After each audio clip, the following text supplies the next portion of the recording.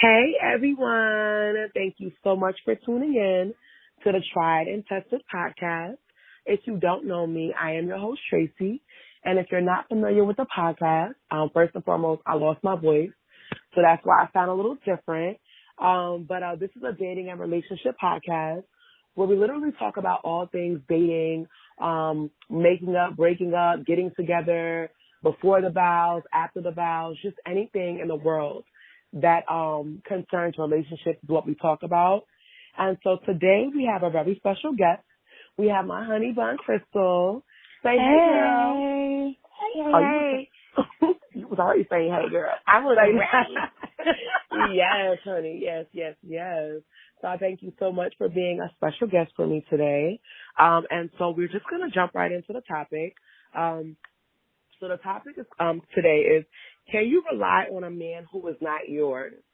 Okay.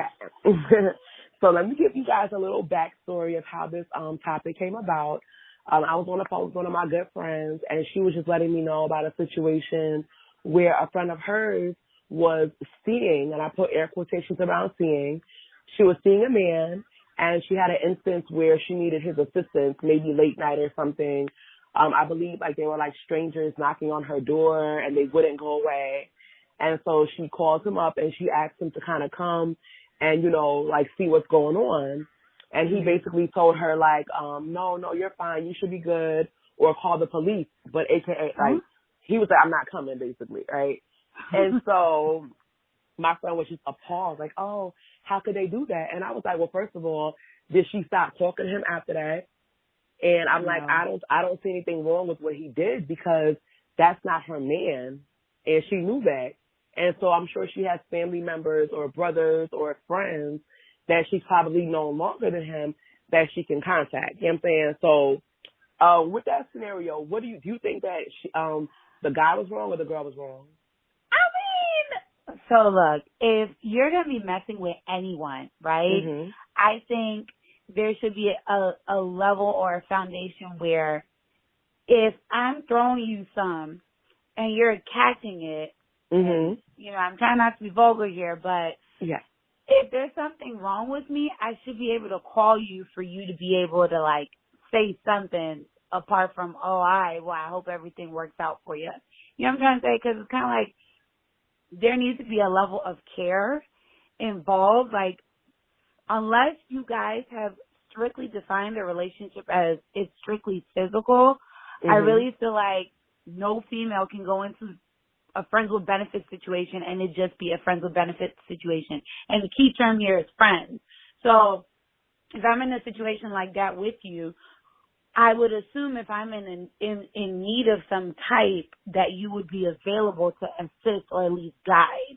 I'm not saying like run through the oceans and through fire to come and assist, but like at least show that you somewhat care. Like from the story you're giving me, it sounds like he like, oh, all right, like I'm not about to hit it, so like I don't really have to be concerned. Okay, so I feel like I see it in a few different angles, right? Because obviously, like, I don't know this girl, and so I feel like I don't know what their dating, history is, right? I would say in this case, I would assume that she was sleeping with the guy, but let's say you can be courting, right? In a courting stage where maybe you guys are not physical, right? But here is my question to you: what are the benefits of having an actual boyfriend? Because clearly he wasn't her boyfriend. I want to talk about what's the benefits of having an actual boyfriend, and then we'll get into my next question. So what do you think that is? Well, I think that's where it goes where it needs to be defined. That's where that's where it gets a little tricky. Boyfriend is someone. I use boyfriend as a commitment. Like we're in this together. I'm only dealing with you. You're only dealing with me, and we're looking towards marriage. That's what I view as like boyfriend potential. Like at some point, I can see myself marrying this man, and that comes with, hey, I'm gonna look out for you if I need something. I'm coming to you as my man. We're spending time together. We're getting to know each other. We're building if we need to build. That's how I view a definition of a boyfriend. So that's why I said it's a little tricky with your friend, whereas she's out here if they're just talking is one thing, but if she's like sleeping with the person, then it kind of blurs the line between this is my man and this isn't. Because if you're doing the physical activity of having sex and sleeping with the person and, you know, maybe you're up underneath them, you're doing everything without the title. And what is the point of that? Unless you're okay with that type of life, but like, what's the point? So we can't. Then you can't get upset. Well, I can't assume that I know what she was doing with the guy, but I feel like before someone becomes your boyfriend, at least in this day and age when it comes to dating, there's a wide range of things that they could be doing, right? As far as you guys could be talking, you guys could be messing, you guys could be just friends getting to know each other. Maybe you like him more than you like him, but I feel like people don't necessarily define those things like so clearly, right? I think things don't really get defined until you get into a actual relationship with one person. But up until that point, I think there's a lot of gray area. There's a lot going on. And I feel like, so for me, I feel like despite whatever it is that he's getting from the girl, he may not like her, you know, enough, or he may not care for her enough, or I don't really know, or he may not even know her enough. Or maybe he lives like, you know, halfway across town. Like, I don't know. I don't know what the situation is, but that's my thing. So I feel like I don't think that you can rely on a man who doesn't belong to you. And of course, a man is not property, but I feel like there's certain, you know, that there's certain things that you require from certain people. And I also think that you know what somebody requires from you based on the conversation you've had, right? So I think as women, we've probably all been in a situation with a guy where you feel like, I probably shouldn't call him, or maybe I can't call him after this time, or I can only see him on this day of the week. And, you know, there's different things that kind of happen. And so I feel like, but when you're in that position, like, I think that because if you can rely on a man who isn't yours, then what's separating that from being in a relationship? That's true. That's true. You know, and that's very true. No, I agree. I think having the conversation or actually defining what kind of relationship you're in with that person is key. Because you will go ahead and, you know, us women, we love to fantasize. Everyone wants someone's wife, you know, someone's bae to post on the gram or post wherever. But we could be kicking it and just talking. Dudes was thinking, I'm just kicking it to get to know this girl. And the girl's like, fast forward into the future, we've been dating for like 3 years type of life. And that could be, you know, part of the problem. Definition is key. And a lot of us are afraid to make that, to have that conversation, because then you feel like, you know, the dude may run away or the dude may get scared. But in having that convo, at least you're safeguarding yourself to understand, okay, this is the limit or this is the boundaries in which we need to rock. Who knows? Maybe that girl, you know, she's been talking to him for like months.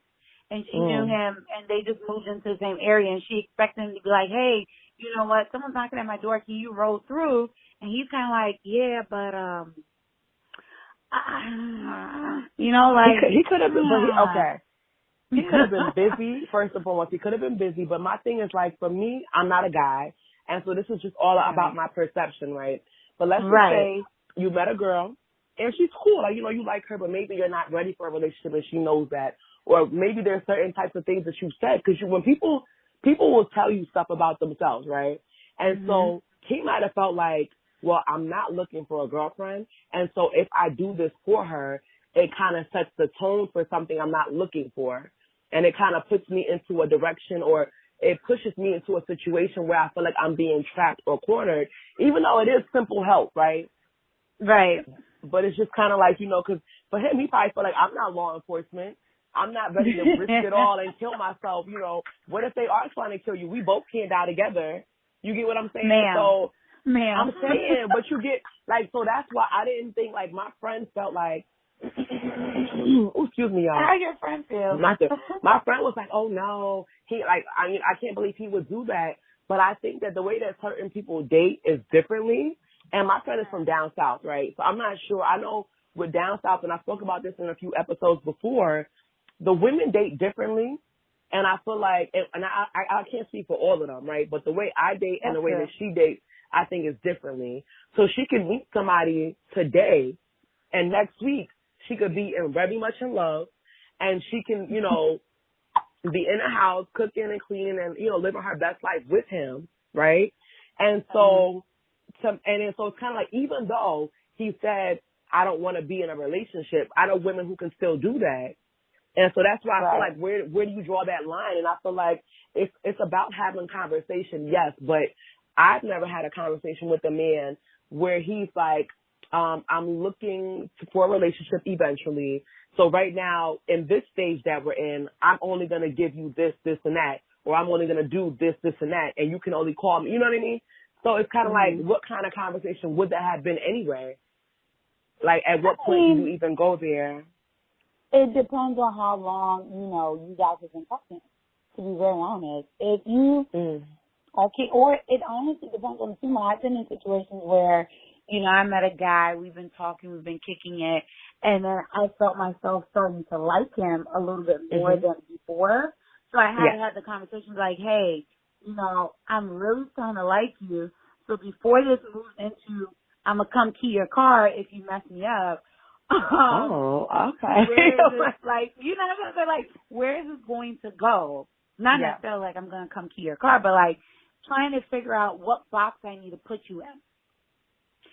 We're not doing this after the second, third date. We're not doing this after like a week of us kicking it. But let's say like 2-3 months in, I'm starting to catch feelings. I need to know, because what I don't want to happen is I'm catching feelings and you're still trying to fill me out. And in my mind, I'm thinking, okay, this is a little bit more serious than what on paper it truly is. Because now I have emotions invested.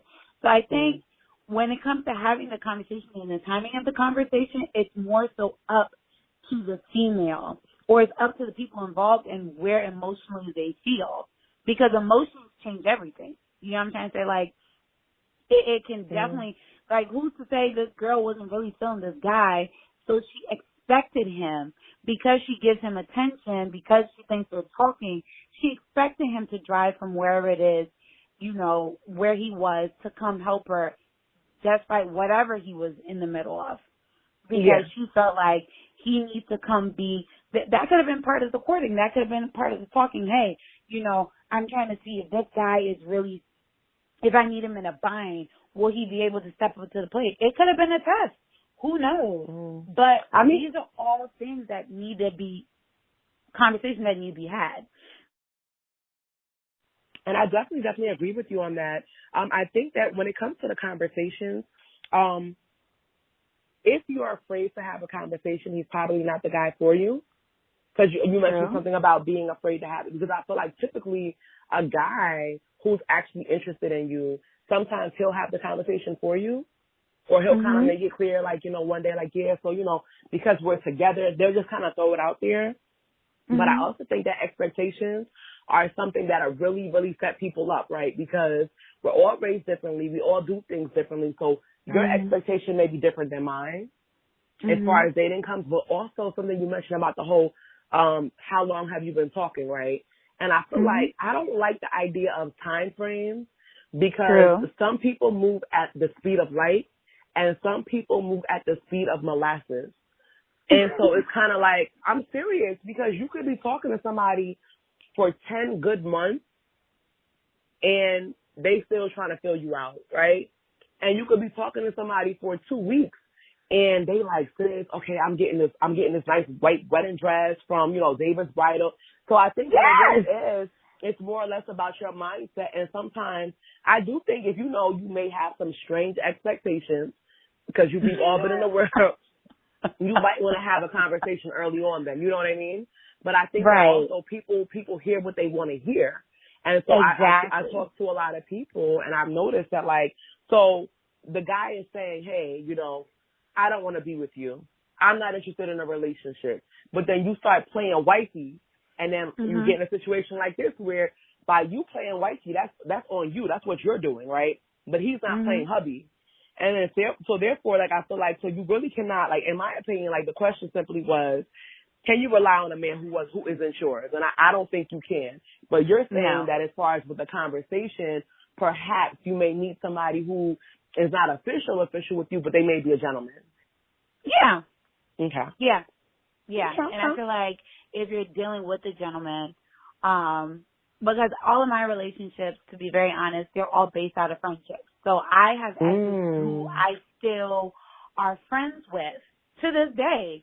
And if I was to need them today, like during Christmas, my first boyfriend, I needed his help.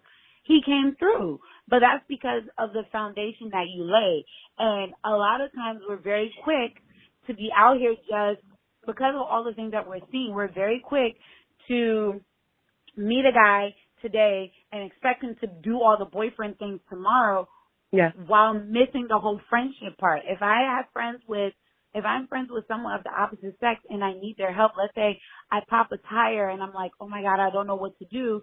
If I call you, I should be able to be like, hey, I just got a flat, what are the steps I need to take? And you should be able to either walk me through it or tell me who to call, but not be callous about it.